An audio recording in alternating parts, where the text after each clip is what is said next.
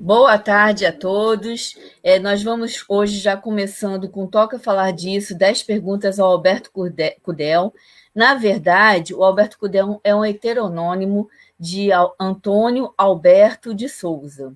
E a ideia nesse momento. Desculpa, Antônio Alberto Teixeira de Souza. Né? Eu estou com mania de te chamar de Alberto de Souza, resumo e esqueço o Teixeira também. E eu queria agradecer a presença do Alberto Cudel, do Antônio, são tantos que se misturam, mas eu vou ler a biografia, mas nada melhor do que o próprio autor para falar um pouquinho dele. Mas, Alberto, eu vou te chamar de Alberto, que fica Sim, mais fácil, já que tem o nome do meio, tanto para o Alberto Cudel quanto para o Antônio, porque as pessoas, depois da nossa conversa, eles vão entender o porquê do Alberto Cudel, o porquê do Antônio Teixeira de Souza. E queria também agradecer a presença de todos que estão nos acompanhando. O vídeo vai ficar depois disponível no YouTube.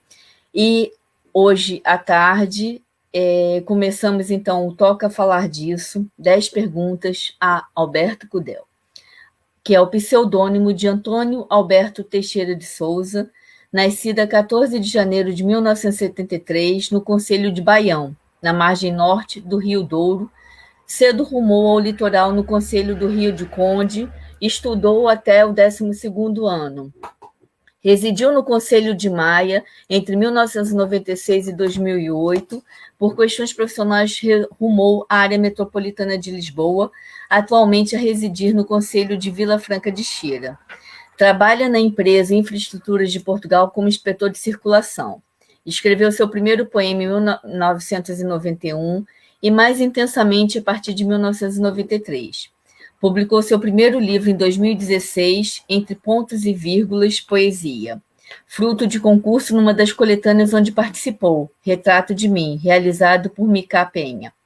O segundo livro saiu em outubro de 2018, O Silêncio que a Noite Traz, fruto do primeiro prêmio da antologia Jardim de Palavras, da Orquídea Edições. E em 20 de janeiro de 2019, lança seu terceiro livro, Como Fazer Amor, inserido na coleção Poeses, coordenada por João Dórdio, em parceria com a Infinita. Prefaciou diversas obras, tem os heteronônimos, que daqui a pouquinho eu vou falar um pouquinho de cada um deles, e participou também de diversas antologias e coletâneas. Os heteronônimos de Alberto Cudel, de Antônio Alberto Souza, o Alberto Cudel, que é o que mais ele divulga e mais tem força, né, que todo mundo conhece, até porque a maioria dos livros são assinados pelo Alberto Cudel, mas também tem o Círio de Andrade e Pix de Andrade, que, flutuando entre a depressão, paixões arrebatadoras, sensualidade latente, mas sem nunca assumirem uma relação concreta, sendo que a Pix é a luz que inunda a escuridão do Círio, impedindo o suicídio anunciado. Tem o Tiago Paixão, o playboy da sensualidade, com uma total confusão em definição de gênero, escrevendo no masculino e feminino um erotismo sentimentalista, entre o desejo da carne e a entrega absoluta da alma, no romantismo sexista do século XX. Tem o Januário Maria, poeta inconformado, sempre crítico, uma espécie de velho de Restelo. Tem a Joana Vala, essa que eu acho muito interessante. Mulher na casa dos 30 anos, casada, insatisfeita com a sua vida amorosa pela falta de reciprocidade no sentir e no desejo da carne. E o Poética Mortem, violência doméstica na ótica da vítima, a dificuldade do reconhecimento e libertação. Boa tarde, Alberto, mais uma vez, muito obrigada pela tua presença. Agora conta tudo isso um pouquinho para a gente, que nada como o autor para se autodefinir. Boa tarde, Adriane, e boa tarde a todos que nos estiverem a ouvir hoje. Cada personagem é quase uma história de vida. Não chega a ser um heterónimo completo, porque, ao contrário de Fernando Pessoa, eu não defini datas concretas, nem personalidades completas sobre cada um deles, mas faz parte do universo, do nicho do universo, de uma poesia direcionada a um determinado público. Os dois heterónimos que há mais tempo me acompanham, o Ciro de Andrade e o Alberto Cudel, que nasceram quase em simultâneo, todos os outros foram nascendo precisamente durante o tempo. E basicamente a Adriana já disse o mínimo para definir cada um deles. O mais interessante de todos continua a ser a Joana Vala, porque é diferente escrever, é o total alinhamento de mim. Eu consegui sair totalmente de mim e escrever outra forma, outra personalidade e outra forma de sentir. Fantástico. Alberto, então vamos fazer o seguinte, hoje o tempo é todo seu, vou começar a fazer as perguntas de praxe, mas se você quiser interagir lendo alguma coisa também, fica à vontade, tá? Inevitavelmente, a gente está num momento muito atípico e essa pergunta eu estou fazendo para todas as pessoas que a gente está entrevistando. Qual a sua percepção sobre a pandemia? A pandemia, no início, assustou, a nível de saúde, mas eu pensei que a pandemia seria uma maneira de nós, como sociedade e nós humanos, nos redirecionarmos. E a pandemia, neste momento, está a ter exatamente o papel contrário, está-nos a fechar cada vez mais, cada um de nós como pessoa. Nós estamos a entrar num ciclo de egoísmo muito grande, está-nos a faltar a solidariedade uns com os outros, está-nos a faltar a interação humana uns com os outros e estamos a fechar muito em nós próprios, além do próprio medo da doença, que acho que é extremamente exagerado, porque eu tenho escrito já várias vezes, a minha vida pouco mudou desde o início da pandemia, porque eu trabalho a nível de caminho de ferro, com comboios, todo este tempo da pandemia eu tive que trabalhar, a minha esposa trabalha no ramo alimentar, todo este tempo da pandemia teve que trabalhar, a nossa vida mudou muito pouquinho. O que é que mudou? Mudou a falta do cinema, a falta de às vezes, outra atividade fora, mais turística, mas de resto pouco mudou.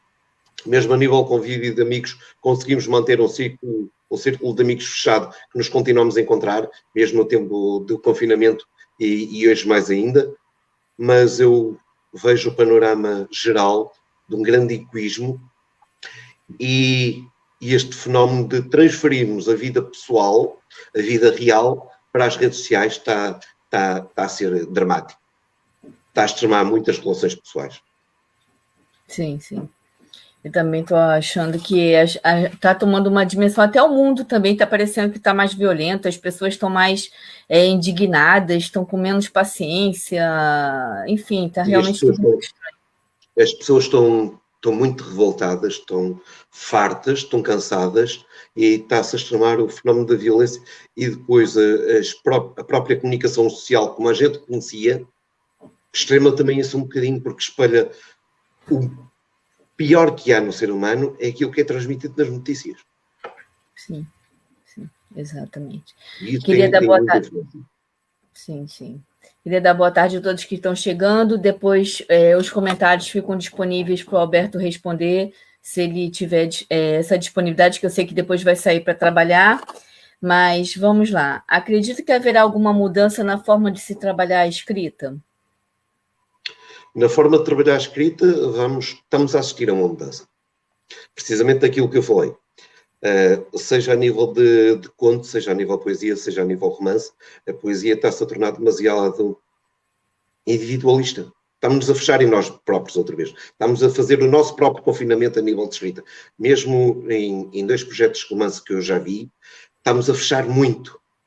Enquanto há um ano atrás nós tínhamos uma poética e uma escrita muito aberta ao mundo, nós cada vez mais estamos a fechar isso no indivíduo e a centrar muitas as personagens, a escrever muitas personagens, muita intensidade a nível pessoal. E acho que a pandemia vai deixar marcas na escrita. Além do mercado de divulgação, do mercado editorial, que está a ser fortemente penalizado, do mercado de papel, que não há nada como ler o papel, que está a ser muito forte, penalizado e que vai mexer muito. E quais são as suas impressões ou sugestões para um futuro próximo no mercado literário? Sugestões, não há muitas sugestões a fazer, mas nós temos que nos reinventar todos os dias. E, aliás, a Adriana e o Manuel está a fazer isso na Infinita. Nós temos que nos reinventar, procurar o autor, e não só procurar o autor, mas principalmente levá-lo a fazer novamente a ponte, o elo que se perdeu. nas divulgações entre o autor e os leitores. Temos que continuar a tentar aproximar sempre o leitor e o autor. E uma coisa que até estávamos a falar em off, que eu acho muito interessante que está a acontecer, é que nós estamos novamente, nós autores, a entrar em contato com os leitores, porque nós estávamos muitas das vezes num círculo muito fechado entre autores, falavam muito e estava-se a perder o elo entre o autor e a pessoa que nos lê, que não é autora. E acho que isso agora é a linha que nós temos de seguir. Nós temos que voltar a ir atrás do nosso público, a encontrar as pessoas. Sim. Agora, uma coisa que eu morro de curiosidade. Como surgiu a ideia dos heterônimos? Você diz que não são exatamente heterônimos, são os personagens. Como surgiu essa ideia? Sim, são personagens. Surgiu logo no início que eu comecei a escrever, em primeiro lugar, porque era e sou completamente apaixonado por pessoa. E depois, no início, quando eu comecei a escrever como Alberto Tel, surgiu uma oportunidade de escrever uma letra para um grupo de música, e essa letra tinha que ser algo completamente exterior a mim, ou seja, tinha a ver com o lado muito negro, muito pesado, e uma situação depressiva. Aliás, foi por isso que surgiu exatamente o Ciro de Andrade, porque eu não achava grande lógica escrever amor no Alberto Tel e a seguir está a escrever quase uma carta de suicídio, também como o Alberto Tel, com sentimentos completamente opostos. E por isso nasceu o Ciro de Andrade. E a partir do nascimento do Ciro de Andrade foram nascendo sucessivamente todos os outros, porque são necessidades que, apesar de todos estes heterónimos caber dentro de um único ser humano, são facetas de personalidade. Mas acho que é mais fácil para quem nos lê entender como uma personagem autónoma do que está propriamente a entender, a ver, mas hoje o autor estava a ter este sentimento, mas hoje o autor está apaixonado, mas hoje o autor... E depois era complicado eu escrever. De manhã um poema sobre, imaginemos, sobre alguém que vi na rua a pedir e que estava a dormir na rua, e à tarde estar a escrever um poema de amor, e à noite estar a escrever um poema de violência doméstica, tudo com o mesmo heterónimo. É muito complicado para quem nos lê entender isso. É muito mais fácil separar traços de personalidade ou personalidades completas para outros nomes. Caso da Joana Vala. Seria totalmente incompreensível eu, como Alberto Del, estar a escrever aquilo que escrevo na Joana Vala. Não seria entendível pelas pessoas da maneira que é. Por isso é que eles foram nascendo e mais ainda surgiram, porque não existem só esses, existem alguns que nunca foram divulgados, um dia talvez sejam. E você, no momento de criação, como é que essa pergunta não está aqui, mas assim, você senta e pensa, hoje eu vou escrever como Alberto Cudel, hoje eu vou escrever como Círio, hoje eu vou escrever como a Joana, ou não, vai surgindo. É uma predisposição mental de construção da personagem. Às vezes dá-me, por exemplo, no caso da Joana Vala, quando eu quero escrever como Joana Vala, muitas das vezes tenho que ler 4, 5, 6 poemas dela para reconstruir o momento da vida que ela tem, para ir buscar novamente o sentir, para continuar a escrever. Porque muitas das vezes a nossa predisposição para a construção de personagem não é sempre a mesma. E se eu não fizer o pré-estudo da personagem, não conseguiria escrever e ter o resultado que tenho na Joana Vala. Eu encaro as minhas personagens poéticas como personagens do romance. Eu tenho os traços delas escritos e tenho que ir estudando e evoluindo cada uma delas individualmente. O único que não tem grande evolução é o Ciro de Andrade, tem sempre aquele ciclo que não sai daquilo, que é um ciclo também que nós humanos temos, muito baseado no ciclo lunar, e principalmente as mulheres têm esse ciclo muito marcado durante o mês, e no Ciro de Andrade isso está bastante vincado, mas é uma construção das personagens que é necessária tal e qual como no romance. Da mesma forma que, por exemplo, Fernando Pessoa fez o contrário. Fernando Pessoa criou a personagem inteira, gostaste toda de personalidade, depois é que começou a escrever. Eu vou evoluindo cada personagem. Perfeito. E fale-nos um pouco de cada um deles. Eu sei que eu li uma leve, né, apresentaçãozinha de cada um, mas o sentimento dessa construção de cada um é porque para você eles são pessoas que estão ao seu lado. Exatamente. Eles existem. o Alberto Cudel é o homem inteiro, com todos os traços de personalidade. Basicamente, seria eu, apesar de não existir muitos textos que eu escrevo lá que não têm propriamente a ver com o meu sentido, tem a ver com muitas coisas que ouço, com muitas coisas, inclusive, que me pedem. Um dos maiores poemas, para mim, que eu tenho como Alberto Cudel, tem a ver com pedidos muito especiais de algumas pessoas. Histórias que vão acontecendo ao nosso lado, em que as pessoas têm muita necessidade de exprimir um sentimento e depois não conseguem pôr palavras nem escrevê-lo. Tem muito a ver com isso.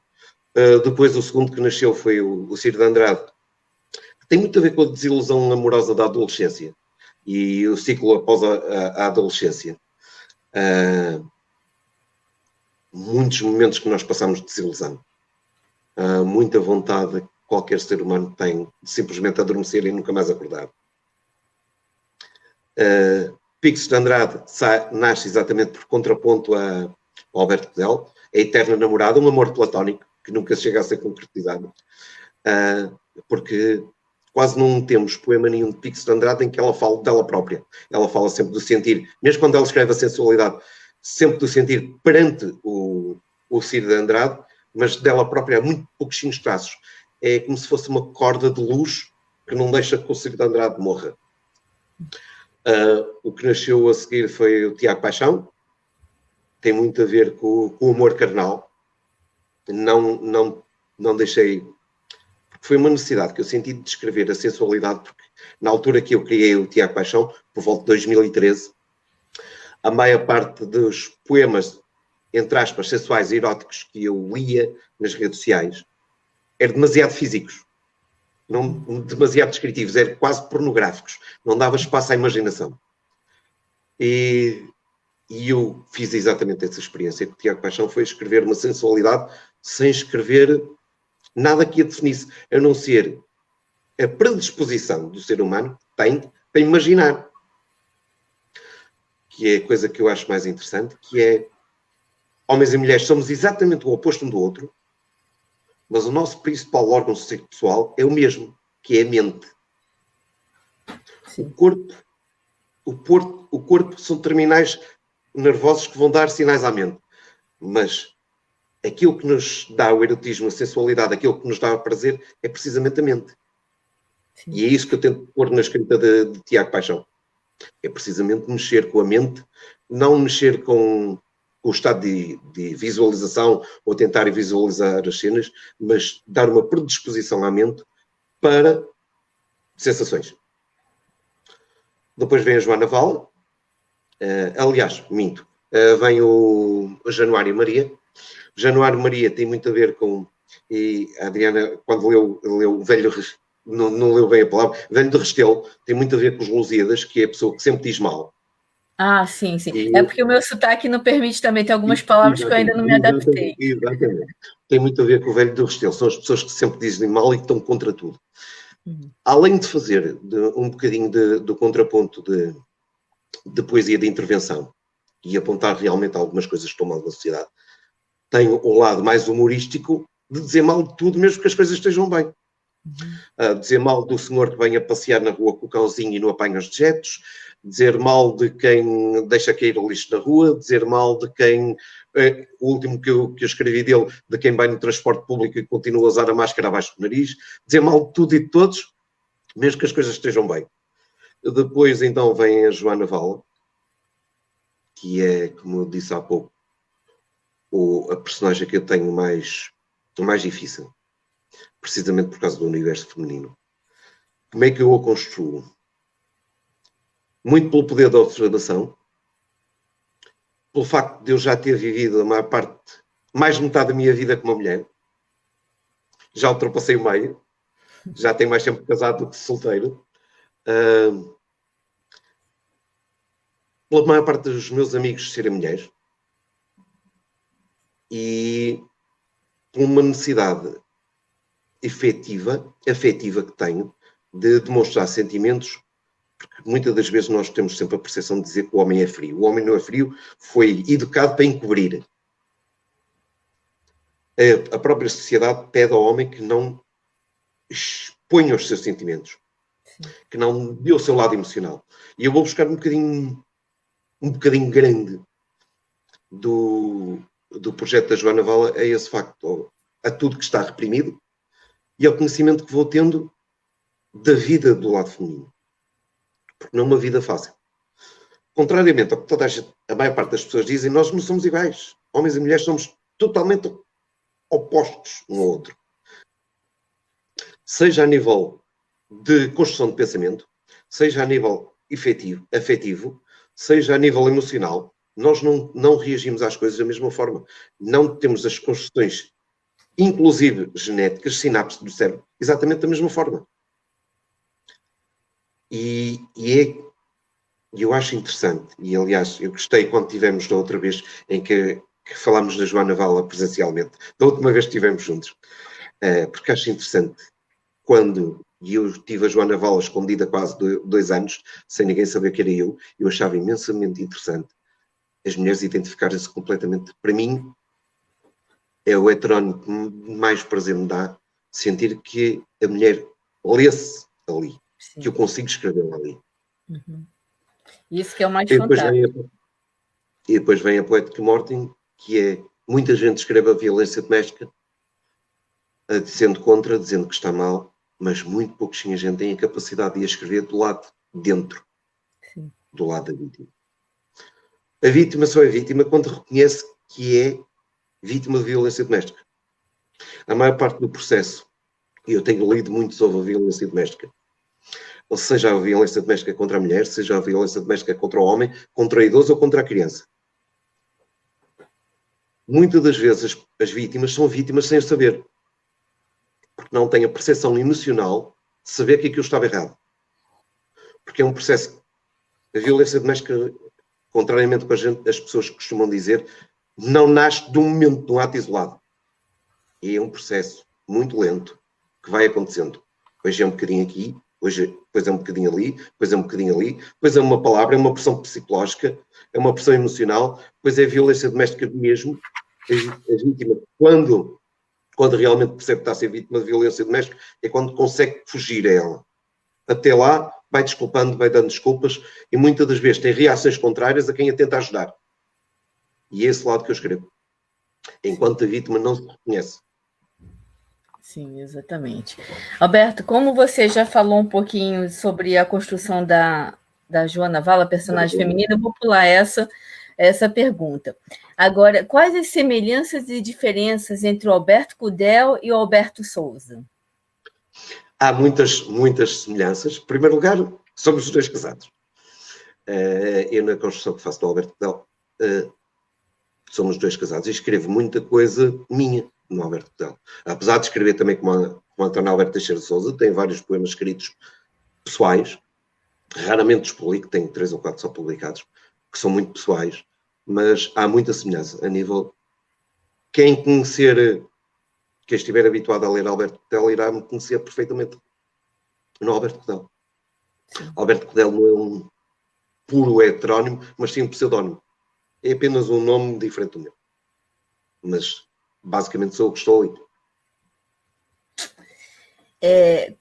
Como fazer amor? Né? Deixa eu pegar aqui só para mostrar ao pessoal o livro. É apenas um título sugestivo ou tem alguma outra história por trás disso? E conte-nos sobre ele um pouco. Como fazer amor é engraçado, porque quando toda a gente lê o título, toda a gente pensa num ato sexual. Sim. E eu acho engraçado, porque fazer amor não tem propriamente a ver com o ato sexual. Fazer amor, para mim, são gestos. E, aliás, o livro é isso que trata. Sentimentos, gestos, tudo.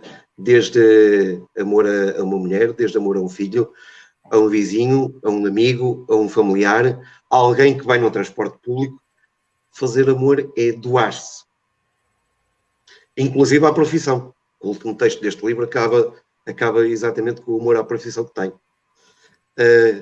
Foi um livro construído exatamente com este tema, os poemas foram escritos exatamente para este livro, uma demonstração da plenitude do amor. E não só o físico, há um ou dois poemas que falam do amor físico, apenas. Você quer, mas eu, sim. Você quer ler um trecho um poema ou um trecho do livro? Sim. Vamos procurar isso. Vou procurar exatamente o poema que deu título ao livro. Eu nunca me lembro qual é a página em que ele está. Deixa eu ver aqui no índice. Deixa eu dar uma olhadinha aqui também. 13. É 3, exato. Aliás, este é o texto que dá início à carta, mas eu tenho outro. Bom, enquanto o Alberto procura, ainda existem livros disponíveis, algumas edições, é uma edição limitada, mas o autor ainda tem alguns livros. Quem quiser, é só entrar em contato com o Alberto Cudel ou com a Anitta, que a gente encaminha para o autor, e vale a pena, porque é um livro fantástico. Da coleção Poieses, né, que tem ainda mais 9 autores que fazem parte. Que, aliás, falta sair falta o lançamento de mais um, falta o 10º. Brevemente sairá o 10º. Que eu, por acaso, já tive o prazer de ler. Ah, que bom. Vamos deixar em suspense para o nosso coordenador, ele dar a primeira levantada no divulgação. O poema da página 49 tem exatamente o nome do título, Como Fazer Amor, mas com uma interrogação. Realmente a definição do que é, daquilo que estávamos a conversar, do porquê de surgir este livro. Como fazer amor? Não esse que se faz com os corpos em leitos de cetim, mas o outro. O que se faz com as mãos. Aquele que guarnece a fome nas algibeiras vazias. E aquele outro, que leva palavras às gaiolas, onde aprisionam os homens sem a liberdade. O amor que se faz com as pernas, num transporte apinhado de gente. E uma velha, cuidado da tua tia, segue dormente a caminho do hospital. E tu, ergues-te, apenas para que ela se sente. É aí que o amor se sente. No olhar distante de uma criança, sentada ao colo de uma madrasta, que a leva à escola, por uma mãe que a deixou. É aí que o amor se sente. Nos nadas que se escondem, por detrás dos olhos da gente, que te fita com o olhar distante. O poema que deu nome a este livro, que o define, porque não tem propriamente a ver com fazer amor carnal, mas com os pequenos gestos de amor, com aquele amor que podemos doar todos os dias, sem que as pessoas entendam, porque nós dizemos que foi um ato de altruísta, de dádiva, muitas das vezes não. Eu costumo publicar muitas vezes uma frase que há muita gente que se chateia, que é: o amor não tem retorno. Nós não recebemos aquilo que damos. Quando amamos, damos e ponto. Não tem que ser recíproco. Recíproco são as relações pessoais. Agora o amor não. O amor entrega-se, ponto. E muitas das vezes tem a ver com esses pequenos gestos. O que está neste livro tem a ver exatamente com esses pequenos gestos. Com aqueles gestos que são dados e saíram de nós. Sim. E, Alberto, quem é... eu estou assim, entre o Alberto Cudel e o Alberto de Souza, mas tudo bem. Quem é o Alberto Souza no reflexo do espelho?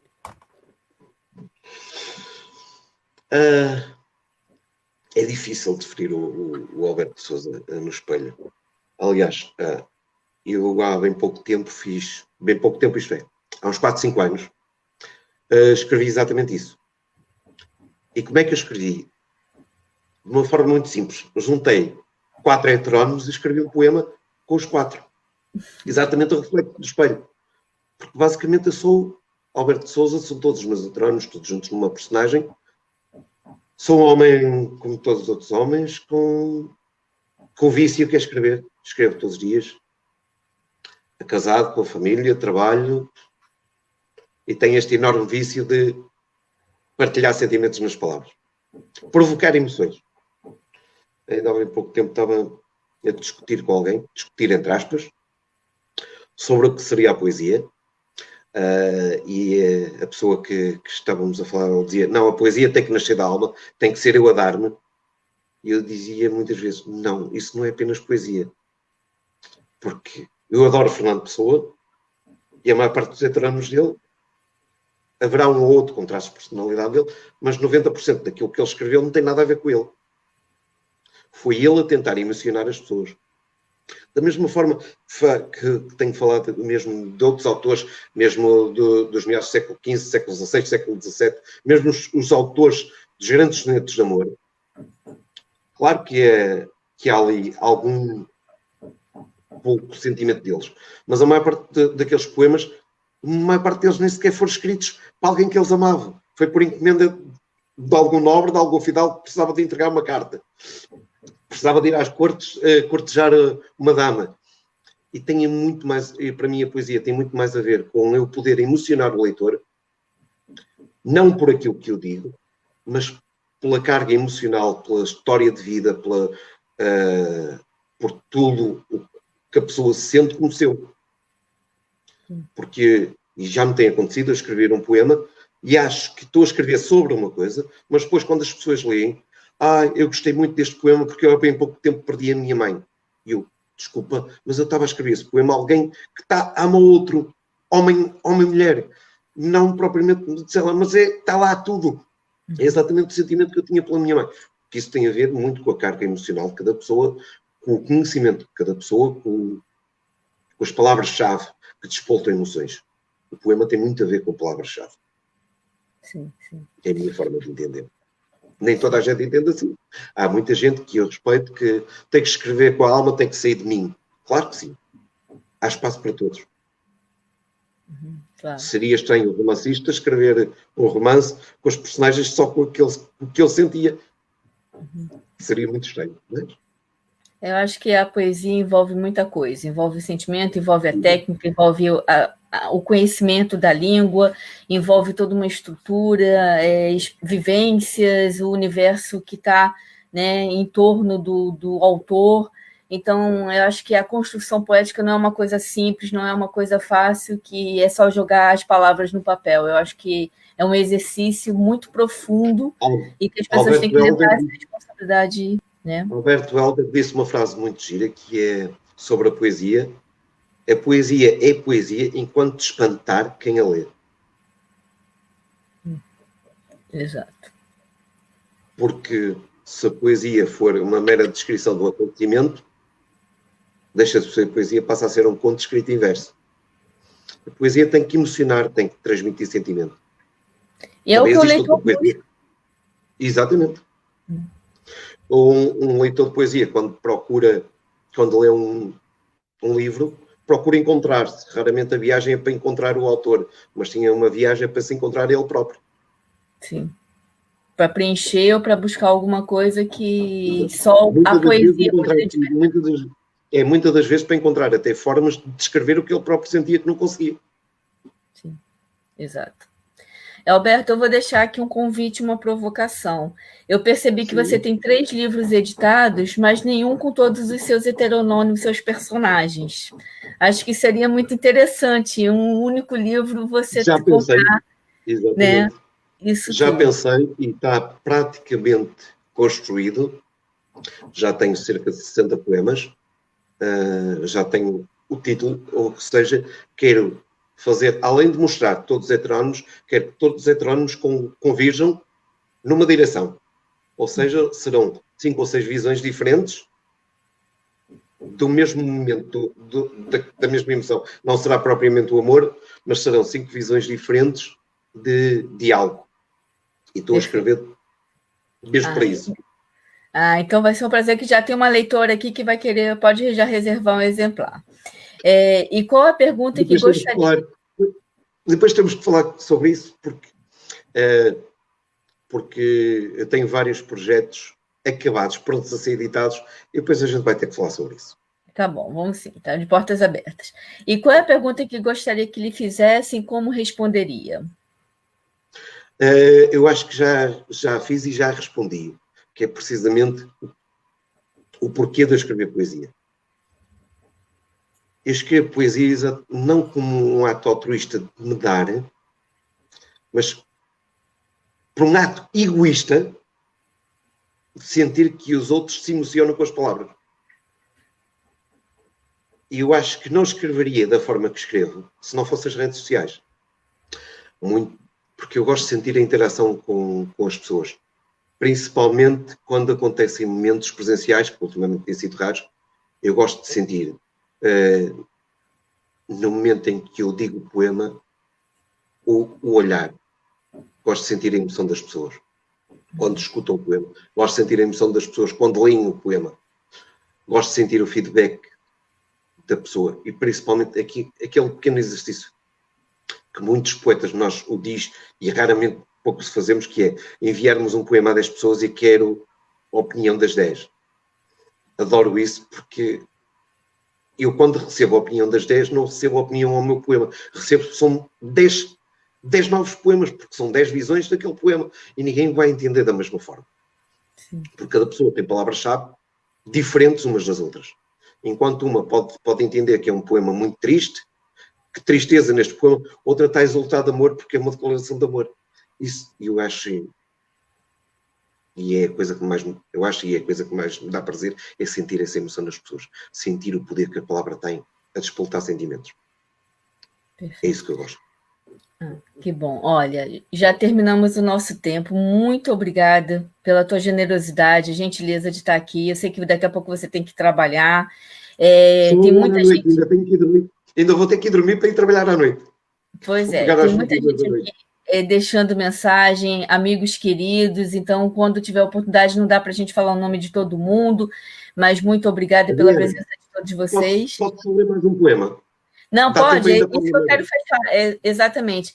E só dizer também que o vídeo vai estar disponível no YouTube, então vale muito a pena quem chegou no finalzinho ouvir o início da nossa conversa. E, Alberto, agora é com você. O que quiser deixar uma mensagem, falar mais alguma coisa, fazer uma leitura, só mesmo para encerrar. Vou fazer uma leitura de um poema da Joana Vala. Tinha que terminar com ela. Que é precisamente a diferença daquilo que sou. É o lado que eu mais gosto de escrever, será a Joana Vala. E, portanto, queria deixar... vou-vos deixar com este poema. A mensagem que eu queria deixar a toda a gente, para os autores não se fixarem muito nas discussões, nem nas opiniões diversas. E neste momento de pandemia, para sermos tolerantes, estamos a precisar de ser muito tolerantes. Porque andamos todos revoltados. São muitos problemas, são problemas de saúde, são problemas financeiros, são problemas de trabalho, são problemas das relações de excesso de tempo que as famílias passaram juntas que não estavam habituadas. Há uma revolta muito grande em tudo isso. Estamos a precisar de muita tolerância. Reaprender a ser tolerantes. Que o pouco tempo disponível nos dava. O tempo pré-pandemia, como tínhamos muito pouco disponível para as coisas, nós vivíamos com tanta intensidade como hoje as vivemos. E estamos a precisar mesmo de ser muito tolerantes com tudo, principalmente nas redes sociais. E a ler então o poema de Joana Vala. Mudos foram os discursos e as discussões. E os teus gestos, cobardes, nem cá nem lá. Nem no prazer me abandonas pelo prazer. Incompetentemente és fraco. Miseravelmente fraco. Despe-me, rasga-me as vestes e possui-me. Abandona-me a este crónico cansaço e a labuta. Limpa a mente da rua e sejamos pobres. Sem roupa. Apenas com a alma despida. Leva-me ao Olimpo e traz-me de volta para voltar a levar.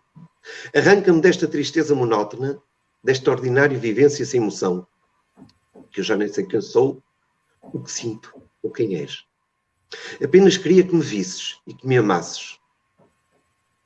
E que me fodesses até. Eu ainda vivo, ainda existo. E estou aqui, sozinha, à tua espera. Até amanhã. Até um desleixado adeus. Joana Vala. Queria tanto convidá-la para o Mulherio das Letras. Quem sabe um dia. Muito complicado. Quem sabe um dia seria muito complicado. Este é um daqueles poemas que eu introduzi algumas palavras fortes na altura. há palavras que nem toda a gente aceita que estejam no poema do lado feminino. Mas o mais engraçado, que eu tenho lido muito, e então principalmente nas poetas de revolta brasileiras, usa um léxico tão mais pesado que isto. Um léxico de força. E então quando falamos de poesia erótica é algo assim que às vezes me choca. O tipo de linguagem que é usada no lado feminino. E eu introduzi aqui algumas palavras porque é para mostrar muitas das vezes o sentimento da revolta que a mulher tem, não por não ser amada, porque a Joana Val é amada, mas pela incapacidade masculina de mostrar esse amor. Porque muitas das vezes o homem ama e não tem a capacidade, nem a capacidade emocional, nem a capacidade de projeção vocal necessária para dar peso às palavras, porque não basta dizer eu amo-te, é preciso senti-lo e carregar a palavra desse valor. E o homem muitas das vezes é inadaptado por educação e pela sociedade a conseguir fazer isso. E Joana Vala muitas das vezes é esse grito que eu tento passar, é o homem quase dá um abanão, anda, diz, faz, mostra. Muitas das vezes é isso que eu tento passar na Joana Vala. Ou seja, eu grito do lado feminino para o lado masculino. Ou seja, a minha consciência a falar comigo próprio. Muitas das vezes é isso. Perfeito. E, Alberto, para quem nos acompanha, que não conhece a tua página, como é que faz para fazer as leituras dos seus textos, para te acompanhar? A melhor forma, neste momento, que existe, ou me acompanha como procura o Alberto Codel, porque vai aparecer o meu perfil. No perfil existe lá o link para a página, ou então no blog. O mais prático para me ler neste momento é o blog. Já conta com mais de 2.000 entradas, com todos heterónimos separados, existe lá tudo, e o blog é albertocodel.wordpress.com. É muito simples, albertocodel.wordpress.com. Todos os dias, às 18 horas, é publicado lá mais um poema. Neste momento estou a publicar poemas recentes com poemas antigos, para dar a ideia da evolução. Estou a publicar poemas de 2016 e poemas de 2020. Todos os dias, às 18 horas, é sempre publicado um poema no blog. Perfeito, então. Existe também uma página no Facebook, mas a página tem sido apenas um arquivo. Eu estou a transferir tudo que existia nas outras páginas antigas para lá apenas para ficar como arquivo, porque de resto não dou grande importância à página. Acho que o Facebook já foi melhor com as páginas do que é hoje. Hoje é muito bom com as páginas que nós investimos dinheiro, as páginas gratuitas não há visibilidade para elas. Eu estou achando que a gente vai voltar para a era dos blogs, do site, os envios, né, do e-mail marketing. Eu acho que está tudo mais ou menos caminhando para isso, para quem realmente quer ser lido, né? Eu vou dar o exemplo. Eu sou muito mais lido no blog todos os dias do que sou numa página do Facebook. Sim, sim. O Facebook está muito relacionado agora à imagem. Se você bota uma imagem, a pessoa curte a imagem, mas o conteúdo mesmo, a leitura, é muito instantâneo. E tem a ver mesmo com os logaritmos de mostragem que tem o Facebook. O Facebook tem as páginas direcionadas para a publicidade, para nível de empresas, e das duas, uma ou investimos dinheiro ou a página não tem visibilidade, porque o Facebook nem sequer a mostra aos seguidores. Exato, exatamente. Então, Alberto, olha, mais uma vez, grata pela tua gentileza, um abraço da Infinita, da Júlia, do Emanuel, muito obrigada. Já coloquei o link lá da sua página aqui nos comentários para as pessoas que quiserem nos acompanhar. E fica só mais um pouquinho que eu vou despedir de todo mundo e a gente vai falar aqui rapidinho, tá? Antes de você sair. Muito obrigada a todo mundo que está nos acompanhando e até a próxima. Vamos parar o Toca Fala Disso durante 2 semaninhas, mas dia 19 a gente está de volta. Muito obrigada.